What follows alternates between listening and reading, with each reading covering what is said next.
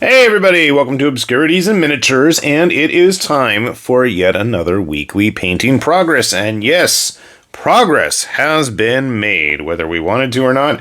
We are going to fight the never-ending unpainted hordes that continue to plague both table and shelves. I know I am not alone in that endeavor, so hopefully by my virtue of trudging through getting these things finished, it will further help light those fires under some of your feet out there and hopefully encourage everyone else to continue painting those unpainted masses, because we all know we need to do it. We're all going to be immortal anyway, right? Because, everyone knows that, you live forever until you've finally finished painting that last miniature. But this is a guy that I've had just about finished. I actually went back and touched him up. I've complained about him for the last few weeks. This is from Dragon Trapper's Lodge when they did their whole Avatar style monks release from a couple, I don't know what month it was, but you can go through and look at the links, as I always have on this website whenever we do these videos, and find it yourselves. I am helping you in that regard. I honestly don't remember which set it was from. But yeah, I love the fact this was a single piece model. That was kind of wild with that whole scarf, rope, whatever it is, holding all 6 blades up and him balancing on the 1 foot. That was pretty wild. And that finger, I don't think, maybe it's touching that hand there, is touching the scarf. But that is a very cool Wuxia-inspired model. I grew up watching tons and tons of Kung Fu movies, spent most of my college years watching even more. So this model hits the spot. And unfortunately, sadly, not many other people are really doing stuff like this. So kudos to Dragon Trapper's Lodge for doing that. Hopefully, we'll see more of those kinds of models in the future. So we got that guy finally done. Touched him up, like I said. Got another epic-sized stand of random Emperor's Children. Is this an actual, officially legit usable square of infantry in Epic or Adeptus Titanicus or whatever? I don't even know what other game systems are out there. Probably not, because I've got 2 Marines, 2 Noise Marines, and like a Sergeant type dude. I don't think the Noise Marines would necessarily be on the same base as the other guys, but whatever. It will fill in my purple block quite nicely. I thought I had some more purple blocks at this point, but I guess not. But we're starting to build it up. And I should hopefully have some dreadnoughts finished soon. But at least we got like these guys hanging around with them in the meantime. So we're going to continue to build that up. I swear One-Page Rules probably has something I can use those with, so I'll do that. Okay, next up, this pair of tribal orcs from Raging Heroes. I really liked this release, and that's still kind of shiny back there. We might have to spray that again. At least this time their skin color doesn't seem as washed out. It's brighter like I like, but you can't see any of the shading that I try to do. Maybe you can a little bit. Maybe I'm just imagining things under the harsher light there. Single piece models, as always is the case. Trying to go with a very simple paint job on her. We got hers. We got to have his as well. This guy was a chore and a half trying to get the brush into all those spots, just due to how he is posed. There's a lot going on with this guy, but I really liked him. Actually, it looked fairly similar to the Femorians that Raging Heroes did with their Celtic release before they made their first set of Celts. I think they did a whole Femorian thing. In fact, I think I have some somewhere. Let me see if I still have them. Raging Heroes is like one of those Patreon... I think I just go to Heroes Infinite at this point. I'll put a link to Heroes Infinite, because usually they have cooler stuff. Like their Samurai. I think I've almost printed the entire Samurai release at this point. So hopefully we'll have a video on that soon. I've enjoyed those. But then again, I always enjoy that. So what is there to be surprised about? Yeah, for whatever reason, here's the Femorian chief from a while back. It was definitely a while back. And again, this was a single piece. This is kind of wild. But I bet if I put him on a similarly sized base, other than the fact that he's totally going to dwarf him in terms of fantastic cloak there, they're going to look pretty good together, I think. So maybe I'll finally get around to painting this guy. That was a good release, too. They had some really nice looking models.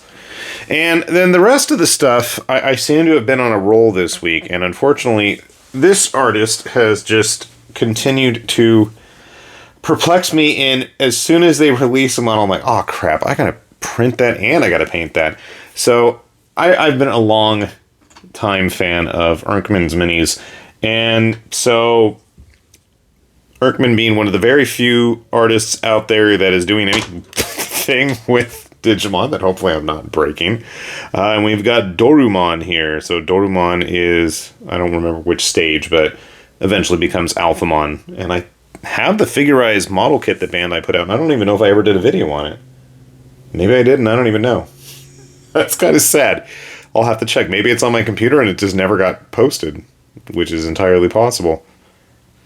Very simple paint job, but, you know, I kind of like doing these simple paint jobs just because at least that way they actually get painted, which is more than I could say for a lot of the other stuff lurking around on my table here.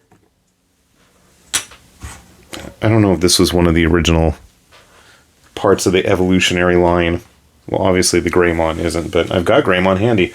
So since we've got Dorumon, I'm going to have to do Dorugoramon. I don't even know how to say it. I'm hoping Erkman does. There's like the Death-X-Mon or something that like it's one of the offshoot variations you can be prior to Alphamon. If I remember my Digimon evolutionary chains correctly. I don't remember the important stuff, like, you know, anything for work, but I can remember Digimon evolution chains. That's you know, important stuff, right? Anyway, we'll get to some of the bigger versions of him in the near future, hopefully. I'm still working on that Shine Greymon, too. And then there was another Erkman's mini that just happened to pop up. This is obviously Raiden from Metal Gear Solid 2. Not the best paint job and certainly not the best facial expressions. But you know what? From a tabletop distance, I think it'll be okay. And I thought this sculpt really came out nice. I was quite pleased with it. Almost as much as I was pleased with the original Raiden from Revengeance that Erkman did, which unfortunately I snapped the sword off of and have yet to replace. And now I'm like looking around because he was sitting here for ages in front of me on this ever so crowded desk at this point, and now I can't even find him. Well, that's annoying.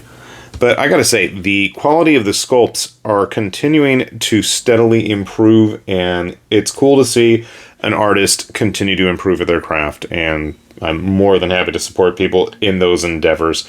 And if it means, I know Erkman was mentioning, you know, hopefully being able to do this full time, hey, you know, if you guys are interested, you like this, do take a look at those models, and hopefully there's going to be something you like as well. Like this last one. I saw this, and I again went, crap, I got to print that and paint that. Oh, Bomberman.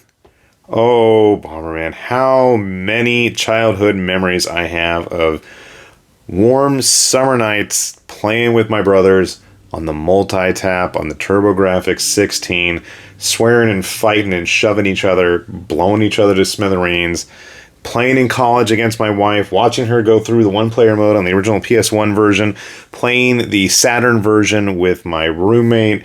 I've got a long and loving history of Bomberman. And what's funny is right before this model was released, for whatever reason, I'd started to listen to the old TurboGrafx PC Engine soundtrack for the original Bomberman. And I'm hearing it in my head right now while I'm doing this. So that's kind of sad. But the problem is, you can't just have one Bomberman, can you? Nope. You got to have at least another. And I'm afraid I'm going to keep printing more Bombermen if, even if we don't get any of the actual physical differences. I'm just going to keep printing them and painting them. But yeah, these are the correct colors from my memory. And I did keep them glossy. I want them shiny before they get blown to smithereens. I know that's actually the legit colors for regular Bomberman. Which version that's based off of at this point, I don't even know. Now, you guys want to get really obscure? I know family members of mine probably are aware, but did you guys know that Bomberman actually had a spin-off line of model kit toys put out by Takara that eventually became the Betaman line of stuff that did see its way into American toy stores at one point or another with all the model stuff intact. I know they brought those back again in Japan, and they seem to come back every now and then, but man, those mid-90s kits were some serious, solid model kits if you ever come across any, especially in your travels. If you find any of the original Japanese releases, really fun stuff. The sticker quality sucks these days, but we used to cheat and get the brush on like super glue and just dab a little bit and get the stickers to stay, so that was kind of fun. But yeah, longtime Bomberman fan. Did I do the best job on their eyes looking at it now? Of course not, but that's okay. Just a nice, fun variety of incredibly eclectic models. And you know what? I wouldn't have it any other way. And if you want to have it my way, which I believe is the BK way, Burger King way, was that their slogan? Have it your way? I don't remember. Maybe that was Subway. I don't eat much fast food, so help me with that one. But yeah, if you want to try some of this stuff out yourself, as always, we have those links down below, which we will happily provide so that we can happily enable all of you to continue to pile up all those models that aren't getting painted. But hopefully they will, right? Fingers crossed. So with that said then, this has been High Lord Tamberlane with Obscurities and Miniatures, saying thanks for watching, and we will see you back here soon. Bye-bye.